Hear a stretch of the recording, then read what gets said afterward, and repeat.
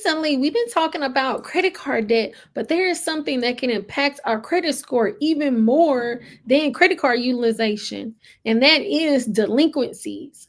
I was just reading an article and it was stating that credit card delinquencies 90 days and more are on the rise year over year. And especially with credit card utilization and late payments being 65% of our credit score, we definitely have to tackle this issue.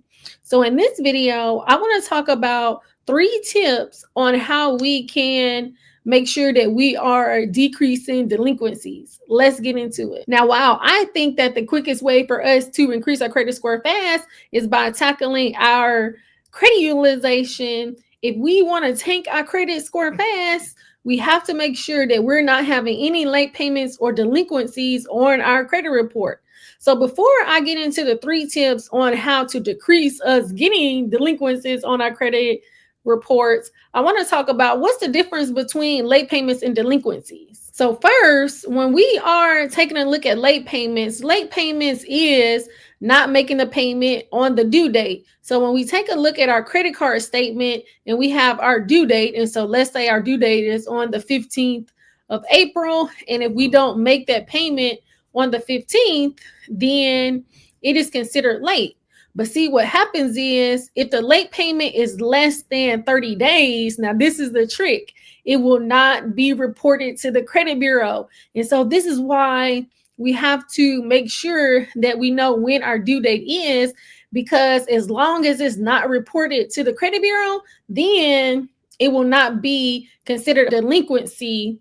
And because if it's reported to the credit bureau, then that's when it can really impact our credit score. And so a delinquencies is way more serious than a late payment, because a delinquency is where an account is 30 days or more late, but this means that it has reported to the credit bureau. So we have 30, 60, 90, and even 120 days of delinquencies. And so, if it's 30 days late, now, while it is going to impact your credit score, once you get into those 90 days, that is really seriously delinquencies. But if it goes over to 120 days or more, then that's where it can really go to collections. And we don't want that, because once these late payments get on our credit report, y'all, it's going to stay on there for 7 years for one, but it can really tank our credit score, especially if it's over 90 days. So really, why we don't want no late payments either, because if we do late payments,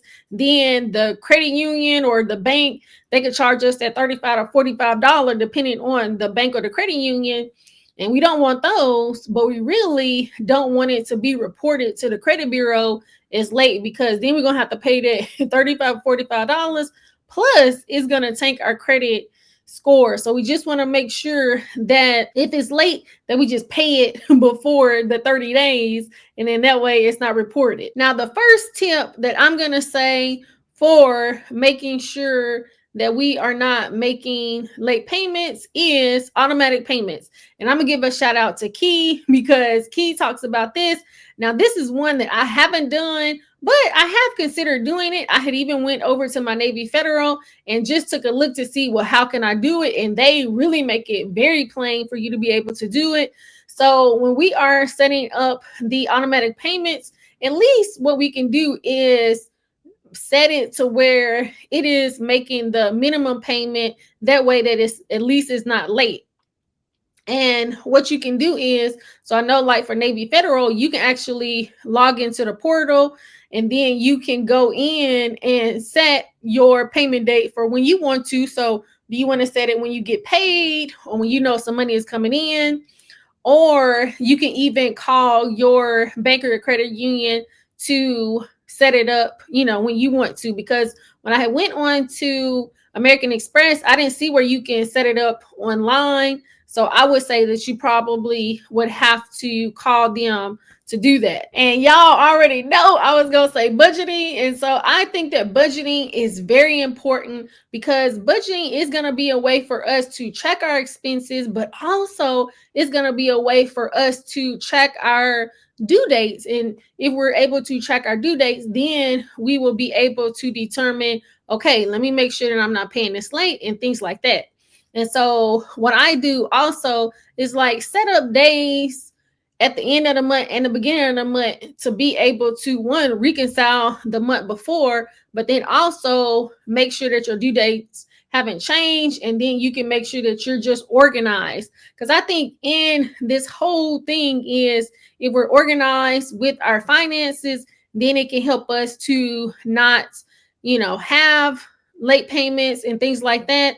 And so I think that it's very important to have a budget, because the thing is, we can't manage what is not tracked. And so I think that having a budget is going to be very important, because I want to tell my money what to do opposed to my money telling me what to do. Because you know how sometimes when, let's say you get a lump sum of money or something like that, and you just like, well, I'm going to pay this, I'm going to pay that, and then but you don't create a budget or you don't create a plan, and then when you go get that money gone. You're like, dang, what happened? I don't even know what. And so that's why I think it's important to understand how much money we have coming in compared to going out, and then how much money we have left over, and when is our bills due. The next thing is, this is going to be a 2-for-1. So one, if we are trying to decrease our credit utilization, and then we're trying to make sure that we're not having late payments, I think that it's good to do a balance transfer, because one, you can put all of that debt onto one credit card. And I think, and what I did, the Discover It is a really good credit card. And you can do, I want to say it's 15 to 18 months, 0% interest. And if you have that credit card debt on the one card, one, you can set up those automatic, payments. But then two, you're not trying to have to remember, what all do I have to pay?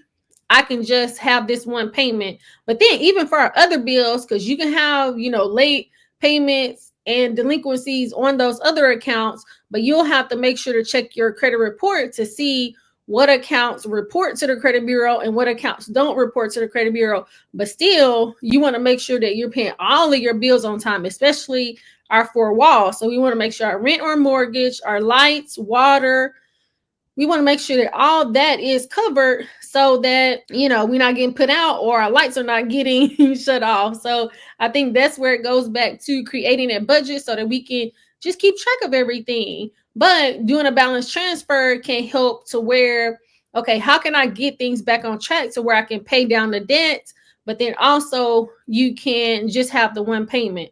So it's going to help on interest, because those interest rates are going up and it's eating up our payments. And so I think that's why it's good to do, a balance transfer. I did it and it was really, really help for me. So you'll have to let me know in the comments, which of these tips are you going to be using? One, I think budgeting is probably going to be the number one, because we want to just make sure that we're organized to where we can pay things on time, and then create a strategy, because like how you pay your bills and maybe how I pay my bills are a little bit different. But as long as one, we're not making late payments, but then two, not letting them be so late to where it reports to the credit bureau and then it's 30, 60, 90, 120 days delinquent, like that is not good because it can definitely impact your credit score, because it definitely has happened to me. And I was just like, oh my goodness. And so if you have late payments and high credit card debt, with your credit utilization being high, then that is just a recipe for our credit score to tank. And we want to increase our credit score. That way we can, get all of the credit cards that we want. Or maybe you're going to be buying a car this year or a house. And so we want our credit scores to be good. But then also, let's say if we're going to get an apartment, a house, or a car, we don't want those late payments to be on our credit report. And then that's the reason why either we can't get the loan or they're going to give us a high interest rate, because maybe they think that we're not going to be able to pay it off. So I think that's where it's very important to make sure that we are organized. So let me know what you think in the comments. I hope that you found this video helpful. Please like, subscribe, share with a friend, and turn your notification bell on so you'll be notified when new content drops. I thank you so much for watching. Until next time, 2025 Digital Budget Planner. I posted it on my Etsy shop. You can go into the description and click on the link. It's not a game.